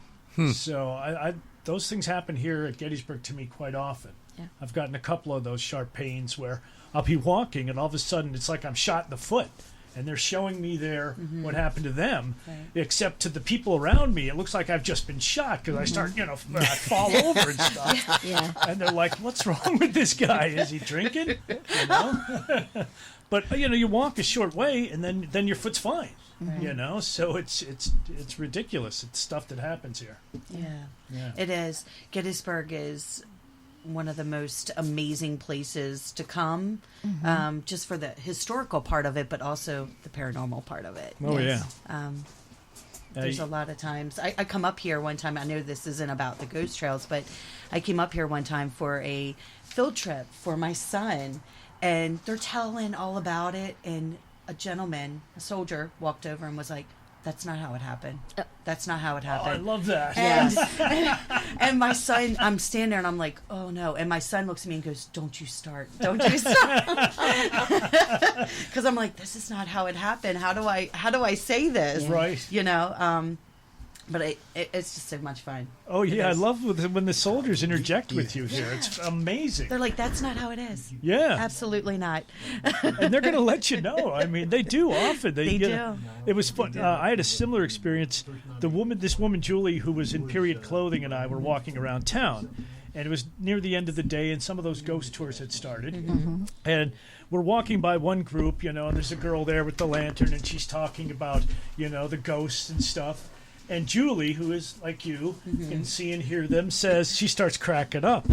And I said, "What?" She goes, "Yeah, the soldiers that are behind us said, those aren't the people who know how to find the ghosts. Those are," and pointed toward us, right. As we're walking by. Right. So they're standing by the group, making fun of the group, and then going, "Those are the ones who can find the soldiers." Exactly. Oh, yeah. Several years ago, probably 10 years ago, I did a tour, and I'm sitting there and I'm waiting for the ghost.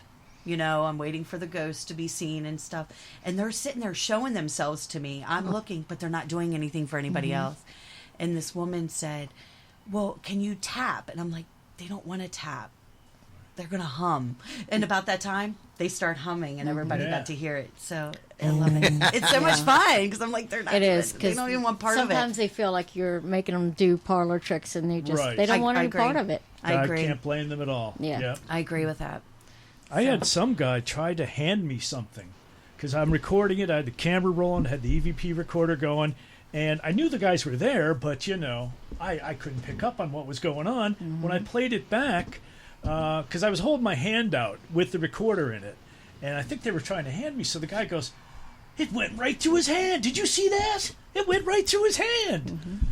And I'm like, "What was that?" They were trying to give me like a cartridge or something, and they were trying to give me something, and I had my hand out, but they were like confused. Why'd it go through his hand? And sometimes they don't understand. No. They don't even, they don't fathom why they can't be seen or heard. Right. And I think that's why some people, get touched or poked because they're like, hello, hello. Right. You know, They're going to let themselves be known absolutely, one way or another. Yeah. absolutely. Yeah. And in my, I actually do this as a profession. I'm a professional medium, so I work with clients every day, and I hear and see spirits, and they're telling me like, I give them this sign, or I try to hug them, and some of them don't understand why they can't be felt. Right. Or when they get felt, the person takes it wrong. Like, yes. oh no, what was that? I'm having a panic attack or right. something. Yeah. Right. Right. I mean, that still happens to me. As much as I've done this, you sometimes get grabbed in a wrong way, and you're kind of like, whoa, hey, what's going on there? Exactly. Buy me dinner first, Oh my goodness! Right. I do get spooked sometimes. Even though I've been doing this all my life, I've been having this ability. So I sometimes get spooked. Especially in my house. You're not like you're having lunch. The other day I was having lunch and sitting at the table, and all of a sudden my bedroom door closed by itself. I'm like, oh yeah, this is great. Right. You let your guard down. You're thinking, at least you didn't have a ghost saying, "What were you raising a barn?" Right. Oh my goodness, that would be my grandfather probably coming back. That would be mine too. Don't feel bad. Yeah. I tell them if they're going to mess with me, how about doing some laundry? Can we get a little bit of cleaning of the house? Right. Yes. Clean the house up. Can you take the trash out? Something positive. Yes. Right. But it's amazing. I'm so blessed to have this gift. I wish I could pass it to other people, and so they can have that gift as well. A lot of people don't want it to. That's true. Yeah. They don't. Me, I don't see, I don't hear, I don't feel. I mean, I've heard a voice or two here and there, but I'm not sensitive. Somebody like you. Oh, there's a spirit right here. Okay, if you say so. I mean, I just have to take your word for it. But it's great that you're open to it. Oh, yeah. I mean, I've been doing this now for 10 years and being with Pat, you have to know some stuff.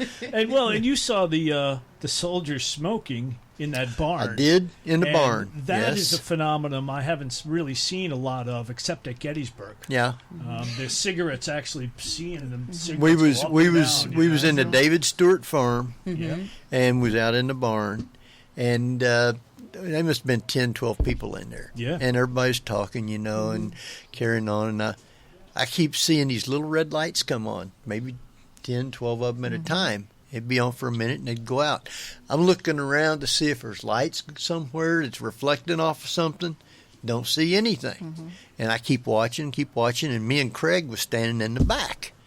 And these lights keep going on again. Finally, I said, does anybody else see those red lights? And Kat and Tina and 2 or 3 of them, yeah, we see them. I said, well, what are they? He said, oh, it's the Confederate soldiers over there that's wounded smoking. That is phenomenal. Yeah. Have you done that at Sachs Bridge? Oh, yeah. Sachs Bridge is amazing, too. It is. It's amazing. If you light a cigarette and lay it down on, I want to say banister, on the rail. Yeah. Yes, you'll see that it's being smoked. It's amazing. Oh, wow. Yeah. It's amazing. Yeah, I've never heard of that before, really. Cigarettes being smoked by the dead, but apparently they are. I don't know where they're getting them from. Yeah. They'll carry them in their pocket. Right. I can see, they'll come and try to communicate. They'll be carrying them. They'll pull them out. They'll just start smoking. Yeah. They carry the same personality with them. Right. So whatever they enjoyed, if they liked bourbon or, a good cold beer, Yeah. absolutely they'll want that in the other. Personality keeps coming across, Right. And, It does. They don't lose that. Not at all. I mean, I've had some guys flip me off. Can you throw me the bird? Yeah. If that was their personality. Yeah, they didn't want to be bothered. I'm waving to them, hey, how you doing? And, they're like, yeah, take that, buddy, And I'm like, all right, if you want to stay here for another 200 years, that's up to you. Yeah. I won't be helping you. I love that they keep their same personality and it doesn't change. Right. We are down to just about 13 minutes, so What? Barbara, time for double jeopardy. Yeah, your Jeff got Final anything? jeopardy, actually.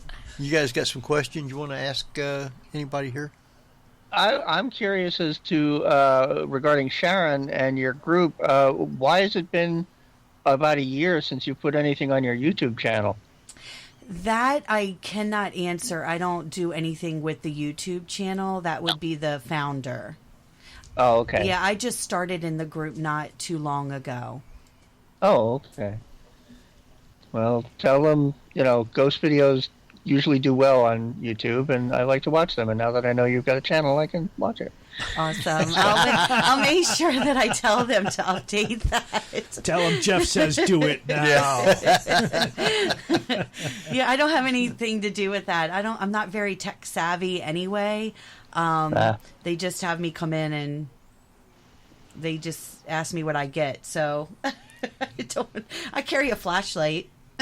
There you go. There you go.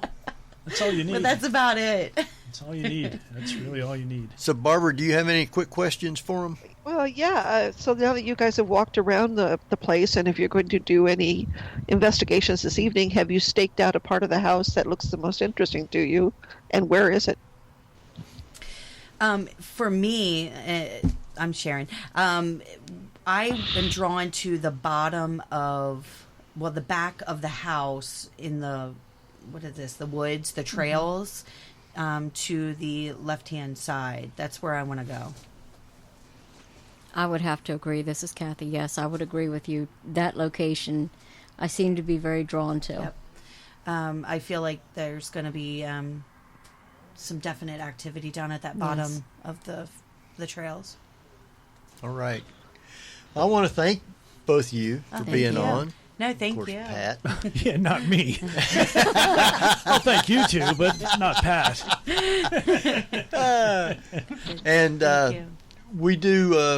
We record our show and make it into a podcast that'll be put up on Podomatic and ParaX, and also you'll be able to go to theparanormalview.com and see it on there too. Jeff posts that. He makes a synopsis of everything and types it up, and you'll hear the podcast too. So. Oh, great! Thank you for having me. He also does a modern dance interpretation of it. All right. I'm definitely gonna watch it Don't now. miss that. Absolutely. Oh, no. Definitely watching it. Well, thank you so much for having me. You're Yes, very thank you for the welcome. opportunity. It's wonderful. You You're very tried to welcome. hide, Henry, but I found you. I know. And I definitely would check out the Haunted Ghost Trails. All right. Thank you. I got Brian again with me, and wanted to find out a little bit more. You can go sit over if you want to. And I wanted to find out because we have the location of the place, when it's open, when you want to, or when people can, set things up to be able to come to investigate or whatever.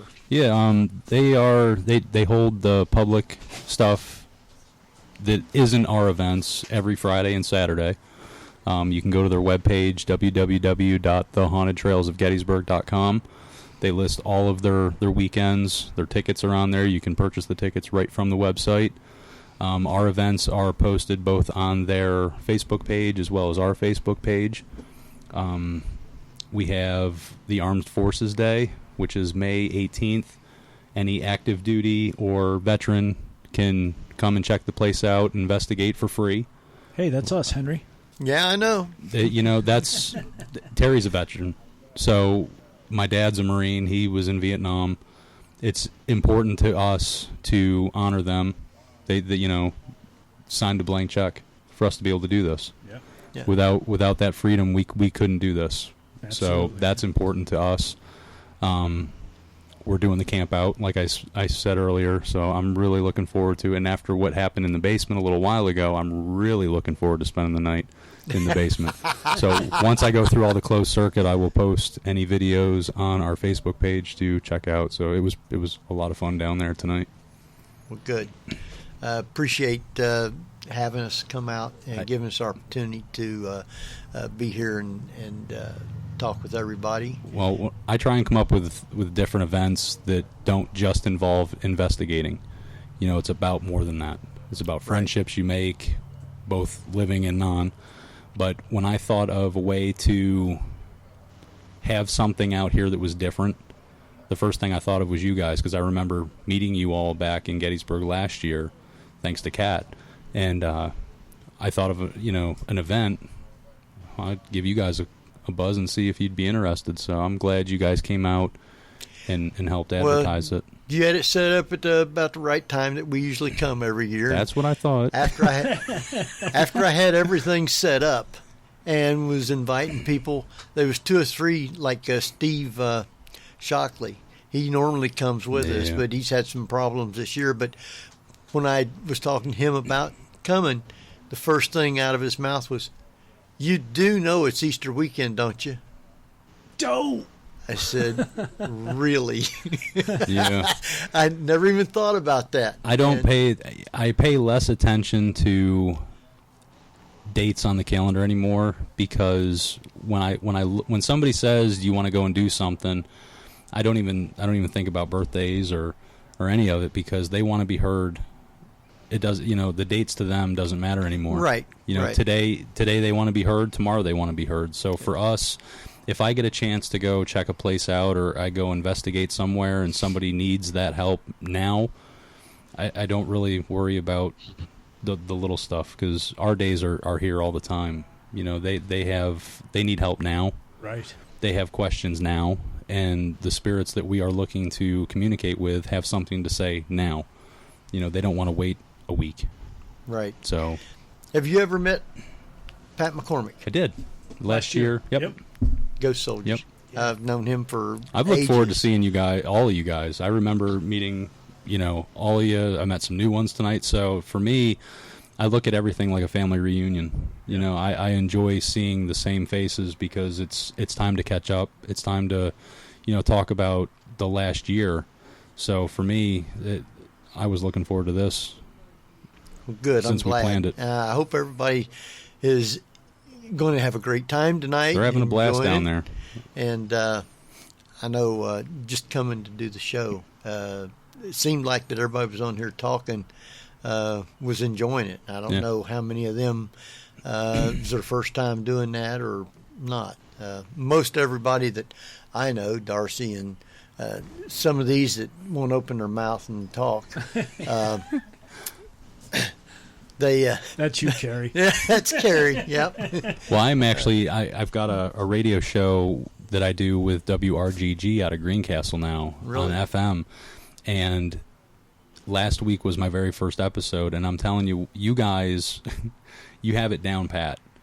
I was sitting in the studio last week, and I was by myself, and I realized how hard it was when there's nobody to bounce a conversation off of. So next week is my second show, and then I'm actually going to bring people that don't want to talk ever. Right. They're coming on and they're helping me, because, everybody says this is my team, and, for all intents purposes it is, but I wouldn't be anywhere or have any of this without any of them. And unfortunately, my mouth is the one that usually is the one that everybody hears, and without the rest of them, we wouldn't even be doing this. Right. So they have just as much, to do with this as I do. I just, seem to be the one that takes care of a lot of it, but they deserve to be heard. So I'm getting them on there. I told them I need their help, whether I do or I don't. I want them to have their time to talk. So this has been a blast. I appreciate it. Thank you so much. So, Barbara, is there any last question your Jeff has for these people right now? Because I got Pat on, and I got Brian on, and thanks for being guests again. Yay! Thank you. Someday I'll be out there. And there was much did rejoicing. anybody look at the videotape of that? What your son saw in the basement? The shadow? Yeah, have you looked at that yet? I'm going to look at it as soon as I get home and get everything onto my laptop. I didn't bring it, But once I get a chance to sit down, it usually takes me a few days to go through all the footage. Luckily, tonight, the only thing we have equipment-wise that we used was the closed circuit. So I don't have anything else that I have to go through. So I can sit and watch through the closed circuit, which the basement, I don't see anybody down there now, but, excuse me, it was pretty active down there. There were 4 mediums, and a couple techies. So there was some pretty cool stuff that happened. Well, now, when you go back and look through it, if you see what he was talking about, cut that out and send it to or save it. And Absolutely. Send it to me. Yeah, and, definitely. I'll send it to Barbara and Jeff if they want to see it. Cool. What do you see down there? You seen a shadow in the basement, and there wasn't nobody down there. And it went over behind a post and was peeking around at the post. Oh, nice. And what was really cool about it, the one guy that just got here a little while ago, he wasn't here when we were discussing that. And when he was down in the basement and I was sitting in the far back end, he actually said he saw a shadow moving across the basement. Oh, wow. So to have him say that he saw a shadow in the daylight, somebody showed up that wasn't here during that conversation, went down there and said they saw a shadow. Sure. That's what I love about having multiple people with different abilities, different, characteristics within the field, all cross-validate what other people are getting, Right. what the equipment's getting, what the mediums are picking up on. That's what's most important for me. We could record this for 10 hours and get 10 hours worth of stuff that we, think about might be paranormal. I would rather get 10 seconds of something that's concrete that we have looked at every angle and have beyond the shadow of a doubt is proof of something happening. That 10 seconds means more than 10 hours. But that 10 seconds is always at the end of the 10 hours. It is, unfortunately. That's my least favorite thing. Suzanne helps me out a lot with it because, I'm usually the one with... Question for you from the chat room. Yeah, I was going to say. Whether it looked like a normal, like a shadow on the wall, or was it like a three-dimensional figure in 3 dimensions out or away from the wall? Okay. Kat from the chat room said, did it look like a normal shadow or did it look 3D? Closer to the mic. It did have some shape to it. Not really like a head and body. It was tall, like a person. It did, I want to say, wrap around. So yeah, it wasn't just like a mist or anything. It was something, but it caught my eye, so I quickly looked over, and I saw it go behind the column. And as I was watching, it kind of looked like it poked out a small portion of it poked out the other side of the column, and then went back. So yeah, I didn't see it come back out from behind the column after that. Good. And the cool thing about it is, I walked in. Like you asked me afterwards. if there was anybody in the basement, and I knew there wasn't because it hadn't even been opened yet. We hadn't even had, other than the camera set up, that was it. So go back on if you want to check out a video from a couple weeks ago that we posted on our Facebook page. We actually caught it actually looks like a pair of legs walking in the farthest back part of the basement. Back, I can show you. I can't show them. It was back in this area, so I don't want to cut you off. No, cut me off. It's your show. It's your show. Time is up, and we're going to have to run. Cool. I do want to appreciate all you guys being here with us good tonight stuff. and talking. Thank you. Always good to share. We will save the show, and you guys will be able to look at it. So, Barbara, you got any last things to say? No, that's it. All right. Jeff, we don't have time for you to say anything. Yeah, I know. But you can look us up on the Paranormal View or Podomatic. We will be on there. And till then, appreciate everything from Gettysburg tonight for everybody who's listening.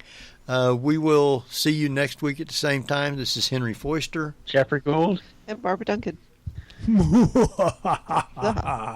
Boy, who was that? I don't know. All right. Good night, everybody. Thank you. Thank you, man. You've been listening to the Paranormal View on the Para X Radio Network. Join us again next week at the same time for more of the Paranormal View.